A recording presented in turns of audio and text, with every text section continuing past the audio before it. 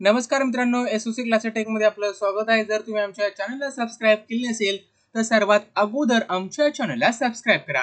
इयत्ता 6वी भूगोल प्रकरण 9 ऊर्जा साधने आणि या प्रकरणाचा स्वाध्याय आपल्याला बघायचा आहे। आणि इयत्ता 6वी चे जर तुम्हाला अधिक व्हिडिओ बघायचे असतील तर या नंबरवर व्हॉट्सअप करा किंवा गुगलवर सर्च करा, तुम्हाला आमची व्हिडिओ मिळून जातील। तुम्हाला सर्च करायचे एसओसी क्लासेस टेक गुगलवर जाऊन। आणि आमच्या टेलिग्राम चॅनल सुद्धा तुम्ही जॉइन करू शकता। टेलिग्राम चॅनलवर जायचं आहे, एसवीसी सर्च करायचं आहे, तिथे तुम्हाला क्लास दिसतील आणि क्लासनुसार तुम्हाला जॉइन व्हायचं आहे। चला तर सुरुवात करूया।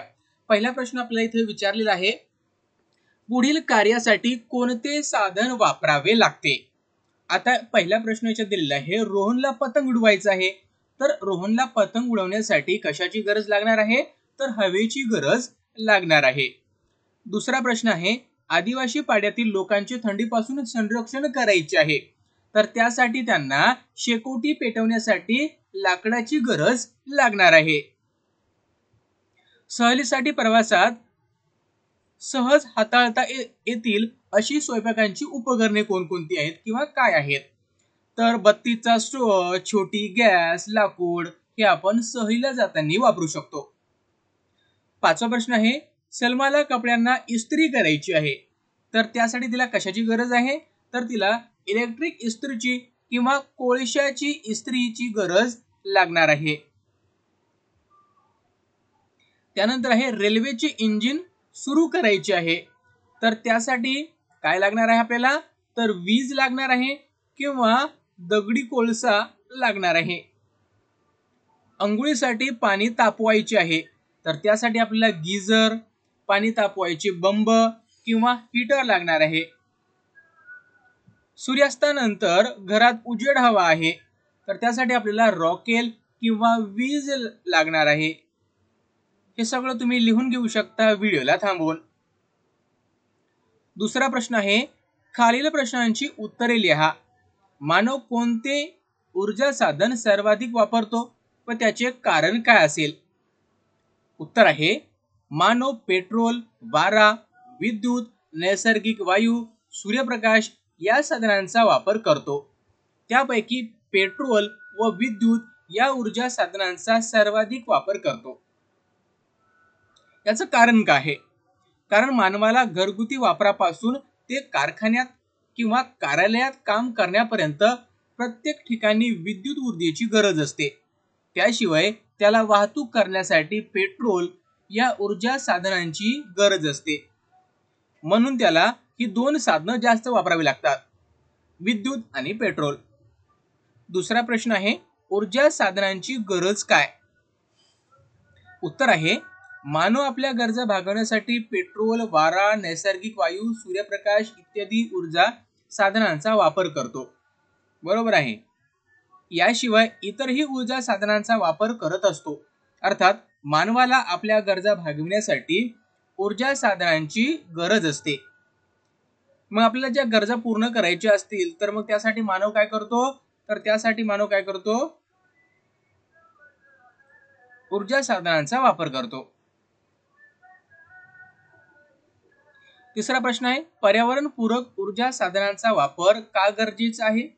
उत्तर आहे, ऊर्जा साधने ही पारंपरिक व अपारंपरिक अशी असतात। पारंपरिक व अपारंपरिक। पारंपरिक ऊर्जा साधने प्रामुख्याने संपणारी असतात। आता जी पारंपरिक असतात ही संपणारी असतात आणि अपारंपरिक ही न संपणारी असतात। पारंपरिक हे प्रदूषण करतात, अपारंपरिक हे प्रदूषण करत नाहीत। पारंपरिक मध्ये दगडी कोळसा, पेट्रोल, डिझेल या प्रकारची साधने येतात। अपारंपरिक मध्ये त्याच्यामध्ये पवन ऊर्जा, त्यानंतर सूर्यापासून मिळणारी ऊर्जा याचा समावेश होत असतो। अपारंपरिक ऊर्जा साधने ही पर्यावरण पूरक असतात। त्याच्यामध्ये सूर्य, वारे, जैविक पदार्थ, भूगर्भातील उष्णता, सागरी लाटा या नैसर्गिक स्रोतापासून अपारंपरिक ऊर्जा मिळवली जाते। अपारंपरिक साधनांची निर्मिती पुन्हा पुन्हा करता येते, ते दीर्घकाळ निर्माण करता येते, त्यापासून पर्यावरणाला धोका होत नाही, ते प्रदूषण सुद्धा करत नाही। त्यामुळे अशा पर्यावरणपूरक ऊर्जा साधनांचा वापर करणे गरजेचे असते।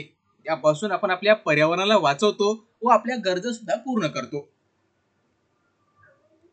त्यानंतर तिसरा प्रश्न इथे आपल्याला दिलेला आहे, खालील मुद्द्यांच्या आधारे फरक स्पष्ट करा. उदाहरणार्थ उपलब्धता, पर्यावरण पूरकता व फायदे व तोटे.